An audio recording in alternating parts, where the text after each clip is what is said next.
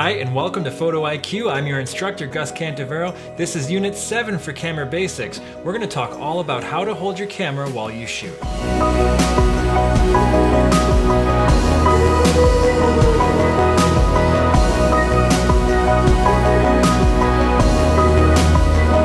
Next, we're going to talk about some techniques that you can use and practice while shooting with your camera. I have my two cameras out in front of me, my Sony a7R II, which is nice and small, and I can only fit 3 fingers on it when I'm holding it. My pinky just dangles off the bottom. I can buy an accessory for a finger grip extension, but I choose to keep these as small as possible so that I can fit as much stuff in my bag when I'm traveling. Then I have my Fuji with the battery grip on here so that I have 2 examples of 2 different sized cameras. Okay. I am someone who does like to use a shoulder strap when I'm shooting photography, but a lot of people don't like shoulder straps, and so I recommend that you go back to the previous unit and look at either the wrist cuff or the hand clutch, which you can slide your hand through here and it reacts around your hand here to hold it nice and firm. Now, the good thing about a shoulder strap is that you can use it in a number of different ways. Well, the way that I like to use it the most is over my opposite side shoulder so that it hangs at my right side and the trigger's on the right side. So if I'm going to be grabbing my camera, the first thing you want to do is be grabbing it with your right hand to bring it up into the shooting position, then bring your left hand under the lens for some support. You can see the number 2 point here is points of contact. Points of contact being my right hand is 1 point, left hand is a 2nd point, and then a 3rd point of contact would either be your eyebrow when you hold the camera up to the viewfinder to look through it. Now I'm bracing it against my forehead or my brow so that I have 3 points of contact to hold it nice and steady. So even if I'm in a vertical position, I can rest it on my palm here, or if I'm in the horizontal position, I have a little bit less support from my left hand. It's really just kind of touching the pad of my thumb, and I'm using the index finger and my left thumb to focus. And if you're using autofocus, then you don't need that, but you still would have your hand on the lens as a way to stabilize it. So points of contact is very important. Now, to even bring it even further, let's say I'm in a public place where there's benches or a seat back or tables or railing. I can rest my elbows on there, get an additional point of contact, and now I'm very secure, very stable. And even if I'm shooting a telephoto shot, I'm going to be able to get really good stability while I'm focusing on my subject, waiting for the time when I can shoot that exposure. You want to keep things as smooth as possible so that when it comes time for that moment where you shoot, you're not jittery, you're not shaky, you're able to focus on your subject and anticipate their movement. Say that they're going to move left or right if it's an animal or something like that. You want to be able to focus on that and not so much what's around you or yourself kind of swaying or shaking or something like that. Steady yourself, your breathing. Those are 2 things that are going to help you to stay steady. So finding that brace point, even if it's, let's say my chair back here is a tree. So I can use that to rest against, or a light pole, a car, something like that. Find something where you can steady yourself, find another point of contact to rest on, and now you're in a really steady position where you're just focused on the subject and not what's around you. You want to breathe, don't hold your breath, stay steady, nice and easy, relaxed. You want to stay loose, not too rigid. Sometimes you can be in positions where you're on a rocking boat, you're on a train, you're in a moving car. You know, you can be in public places where there's a lot of distractions and things. The looser that you stay, the more you can anticipate the motions that are around you. You want to try to get out of your head a little bit, not worry so much about how you feel, and just sort of focus on what you're doing. If you are in an athletic scenario where you're running, your heart rate is going to be elevated. Sometimes it can be kind of hard to stay steady because your blood's going to be pumping.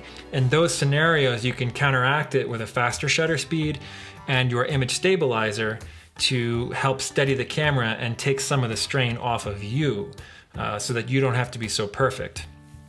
If you're trying to shoot at night in a low light scenario where you have to have a slower shutter speed, then you're gonna have to just kind of catch your breath and slow yourself down a little bit because there's really no other way to handle that. That is when a monopod or something is going to come in handy to provide the stability that you require to take it off of your hands. There's also times when you can be hiking after a long day and you can be really tired and you may actually not be getting the stability that you need. In those cases, again, find something to steady yourself against.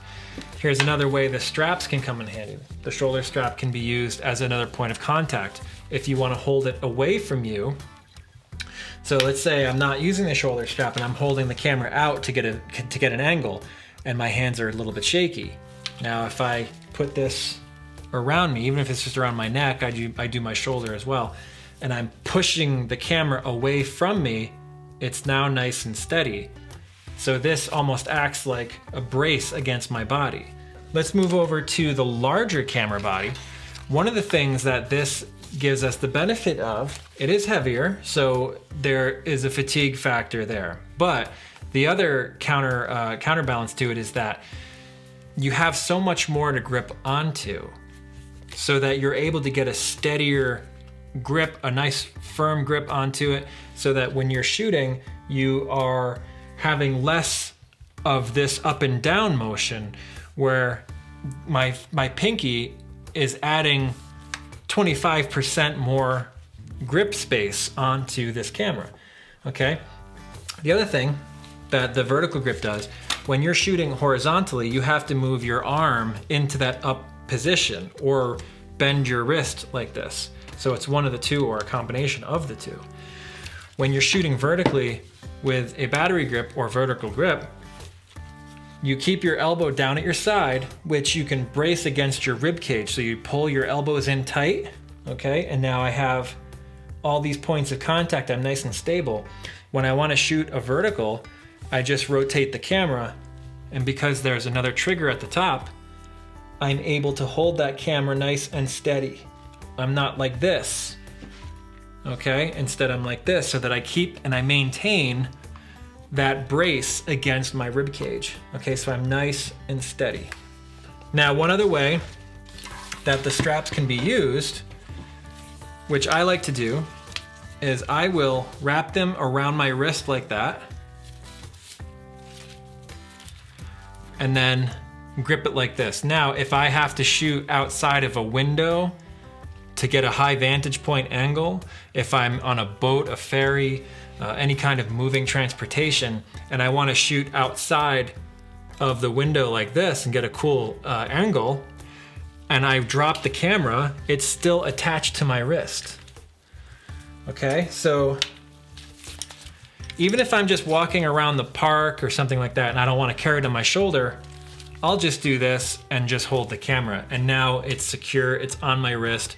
Because I've wrapped it around 3 or 4 times, there's no way it's all going to come off and just fall away.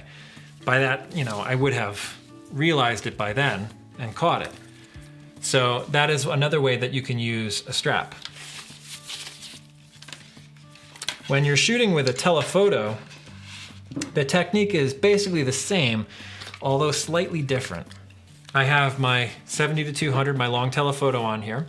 I have a tripod collar that's on here, and I can rotate this.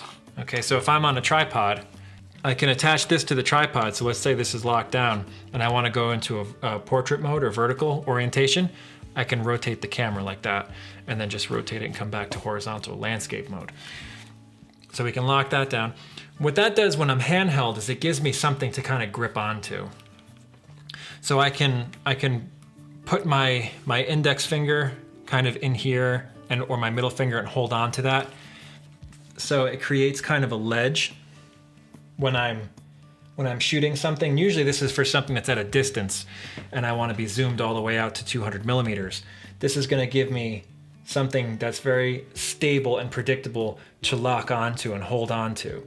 So even if I want to go to portrait mode, I can just grip onto this little piece here, and then with my thumb and my middle finger, I can change my focal length. I can zoom just with these 2 fingers, okay?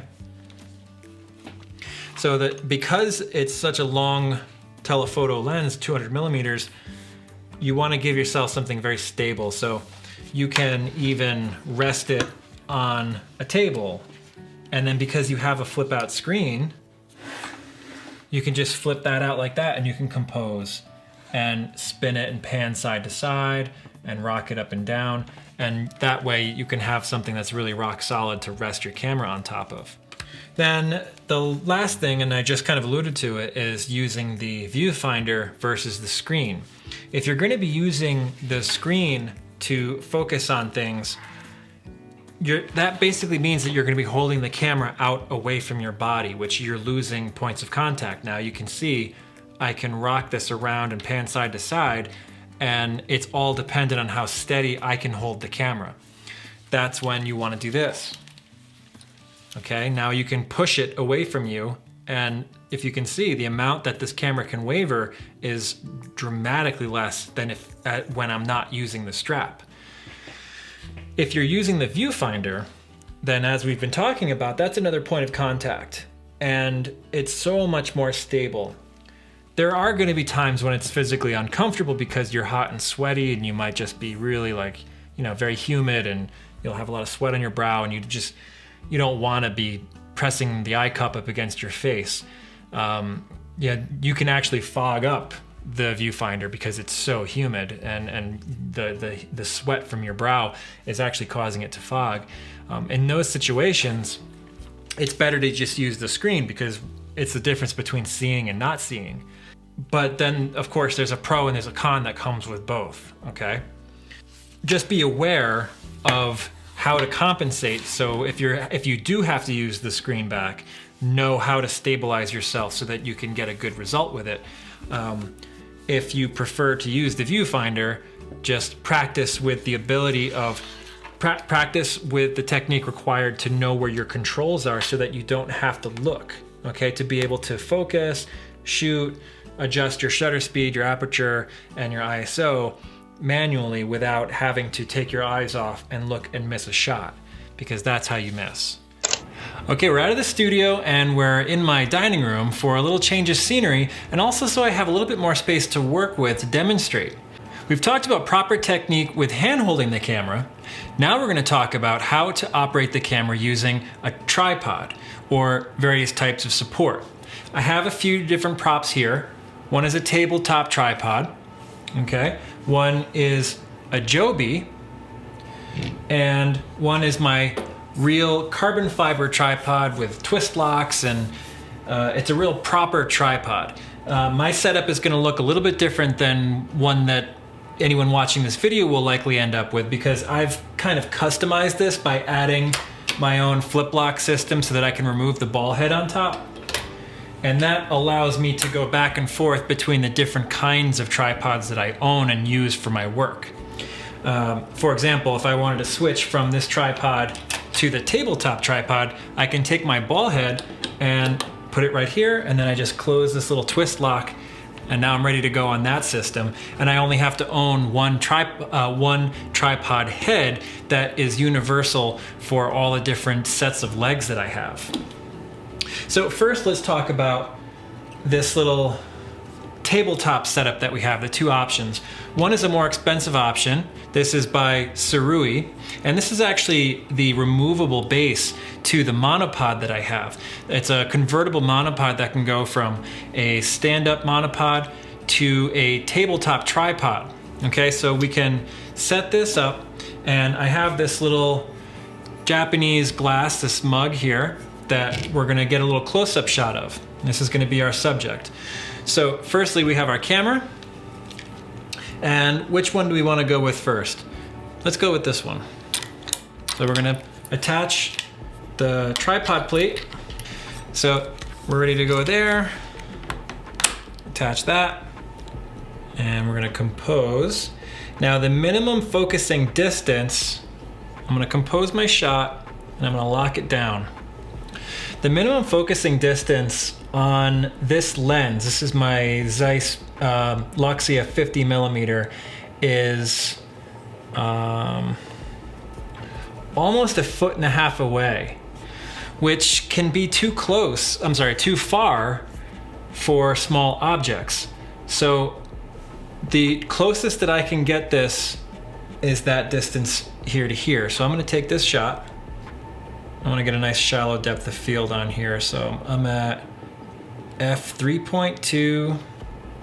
My ISO is 80, and I'm at 1/5 of a second.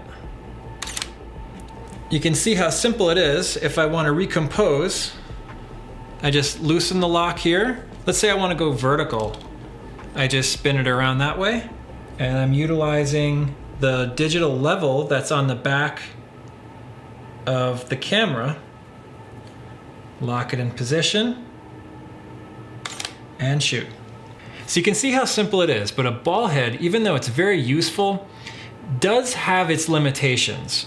For example, if you want highly repeatable photographs that have very fine control, like let's say you're taking macro photographs where the margin of error is very, very razor thin, and when you move the camera just a millimeter to the right in the shot, it actually looks like a big difference because you're so close up. When you're talking about photos that are that precise, you may want to prefer a different type of a head to a ball head, maybe something like a three-way tripod system. And I'll put that at full screen so that you can see it. Now, so that you can see the difference between how these operate, this small tabletop tripod has a limitation in height. It can't go up and down. It can only go side to side and tilt up and down, but it can't get any taller than this because that's all it is. Now, if we're going up the ladder in flexibility, but we're going down in quality and expense and durability, let's move over to the Joby, because this is actually extremely flexible, and I mean that literally. It's as simple as that to attach.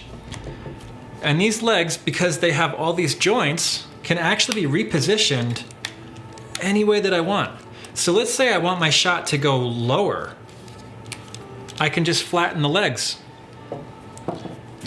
Let's try that same shot again, but from a lower perspective. And I loosen the twist lock on the side. Now, one downside, because this head on this Joby system is much lower quality, it's going to have a lower weight restriction than this one will. So when I'm loosening this ball and I'm recomposing, it has a little bit of a dampening effect to it that almost compensates for the weight of the camera. So as I loosen it, I can just kind of keep a couple fingers on there and it's not going to flop down.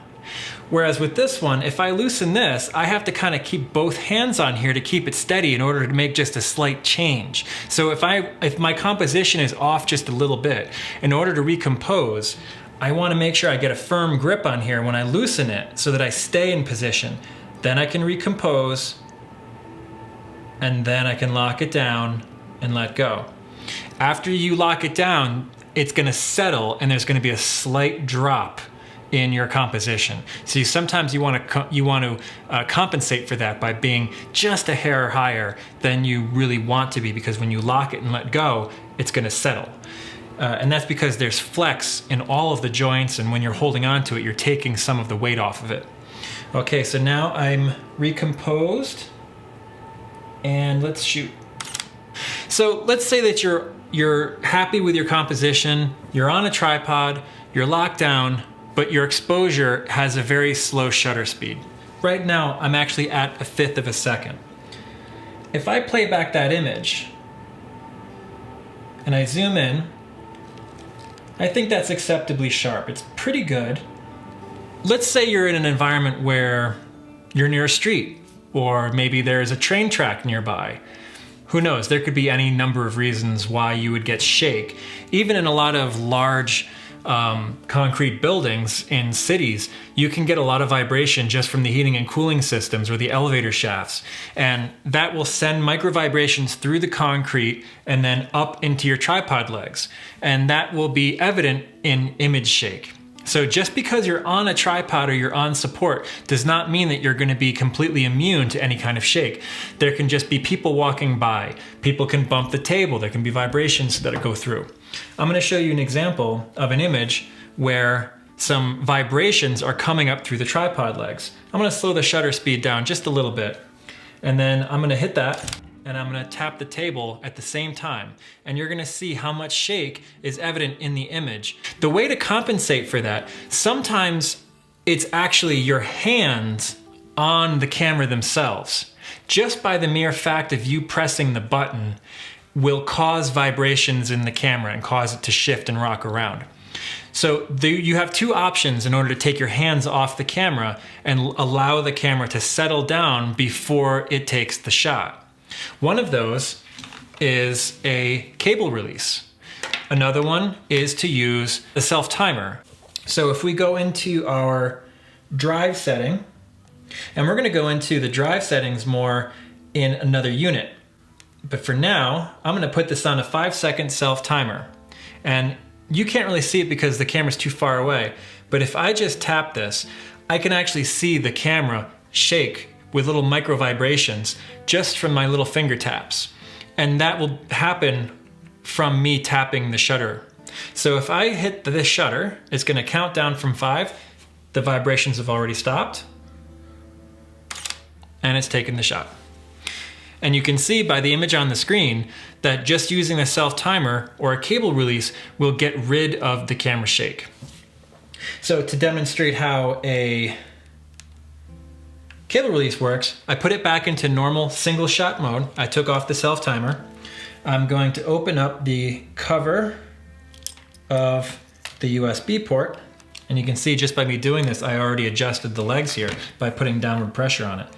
So this is not the perfect example of a locked solid tripod, but it is a great and very cheap option.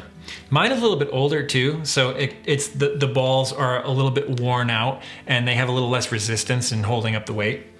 So I'm going to plug this into the USB port. It's all ready to go. I just have to press the trigger. It's just that easy. Now with this remote trigger, it's also an intervalometer. Intervalometer means interval. It's an intervalometer. So I can program into this remote specified intervals. I can tell it to wait 10 seconds before it takes the shot. I can tell it to wait 30 minutes before it takes the shot. I can tell it to wait and then take 30 shots in a row, or take 30 shots with 5 seconds in between them. It's completely up to the program that I set. And there's a lot of different reasons why you would want to use that. It could be for taking a time lapse of a building construction over the course of a day, or many days or weeks. It could be shooting the sunrise or sunset, the moon, all different kinds of things that you'd want to take an interval shot of. So some cameras come with them built in. My Fuji X-T3, all Fujis actually have interval mode built in. And most cameras are coming out with interval modes built in now. And there's no reason why they shouldn't be built in, because it's nothing more than just programming. It's not a sensor function or new technology. It's just the ability to program an interval. And there's really no reason why any camera shouldn't have it. And I'm excited to see that they're all being included with that now. This A7R2 does not have it. I believe the A7R3 does, but I have not upgraded. So if you're gonna buy a used model, an older model, and you are interested in time-lapse photography or very long exposure photography, like shooting star trails across the sky, you may wanna pick one of these up. They're very cheap. And one additional point for the remote control, the intervalometer, whenever you have small objects that are battery powered, be sure to take the batteries out whenever you're not using them, especially for an extended period of time. Those batteries can rupture and cause some real damage inside those compartments through corrosion. So that's something you definitely want to avoid. Okay, we've discussed the two small tabletop tripod options. Next, let's look at a full-size tripod. My tripod is probably a little bit different than what you would likely end up purchasing. It's on the high end, but that's okay because the principles are the same. With a full-size tripod, especially a carbon fiber one, the vibrations that it's going to pick up from the floor are going to be a lot less than what you would with a really lightweight aluminum tripod and some other options like these little tabletop ones.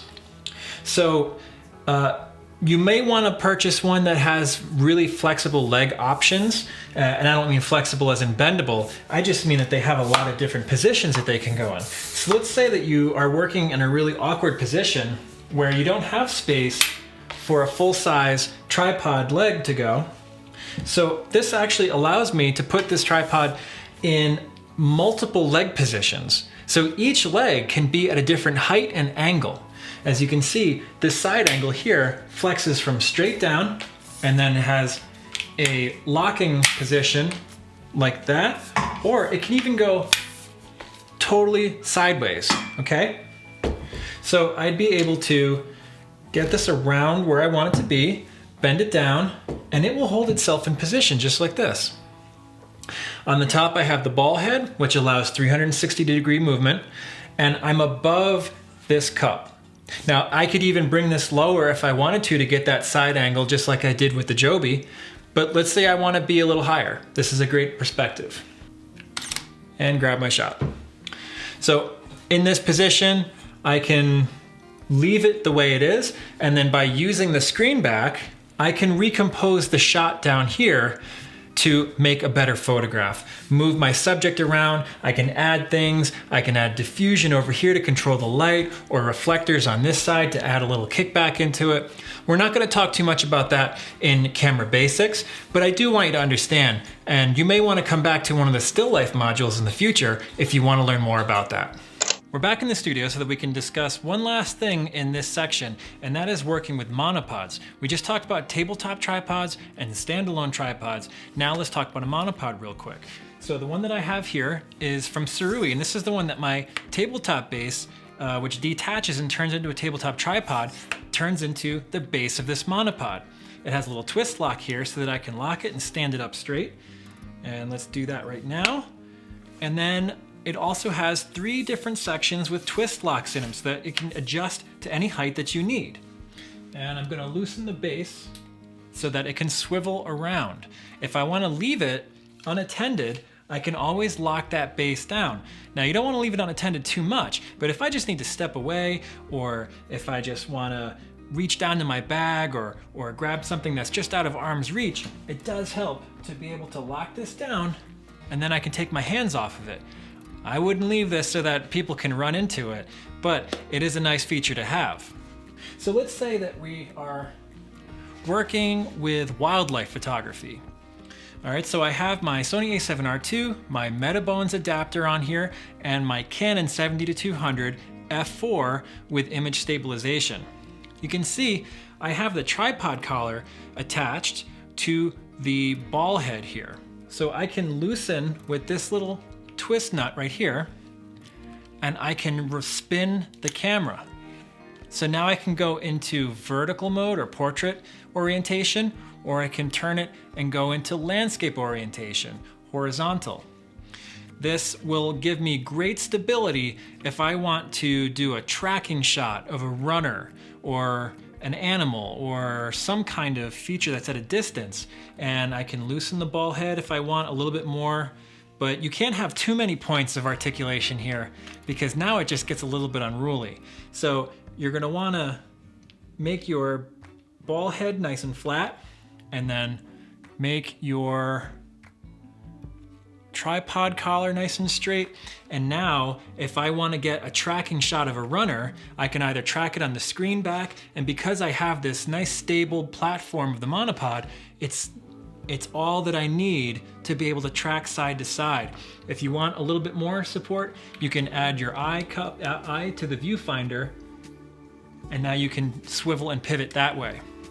If you need vertical ability, you loosen your ball head again, and now you have the ability to track maybe a bird in flight that's gonna go on a diagonal. There's a lot of different ways that you can utilize this. Okay, and then one other thing to point out is that a ball head might not be the right tool for your monopod because of the fact that when it's loose, it allows me sideways and up and down movement. That might not be the right kind of tracking platform for a horizontal track. In that case, you might want to look at a different kind of a tripod head that would give you a more suitable stability platform for the type of photography that you're taking. And you can see on the screen that I have a few different other options. One that's very popular, especially amongst portrait photographers, is the pistol grip. And that is because it locks in, and then when you squeeze it, it loosens. So you don't have to twist any locks. It can be used for wildlife photography, it can be used for anything. I've seen people use it for still life photography as well. It doesn't have the fine control of this bottom three-way, which is a pan and a vertical and a tilt. So you have your rotation. So in other words, to demonstrate with this one, each one of these knobs has its own control. So this allows it to go any which way. This one has knobs specifically for if you loosen the vertical, it'll go this way only. And then you can lock the vertical, and then you can loosen the pan and you can go this way. And then you can unlock the rotation and it will go this way. But not all three at once unless you loosen them all. So if all you want to do is have horizontal ability, you just loosen the pan. If you want only tilt, then you loosen the tilt. And you can leave the other one, your rotation and your pan, locked down, and then you'll have only one axis of movement, and that could be perfect for what you need to do. You sometimes don't want the camera falling all over the place. You want a more predictable path of motion. That might be the one for you. So you've got your ball head, pistol grip, and a three-way, and there's even more than that, but this is the basis that will give you a good starting point. Okay, we've reached the end of Unit 7, where we talked all about handling your camera and working with a tripod. I hope you enjoyed this lesson, and I hope to see you in the next lesson. Until then, keep shooting.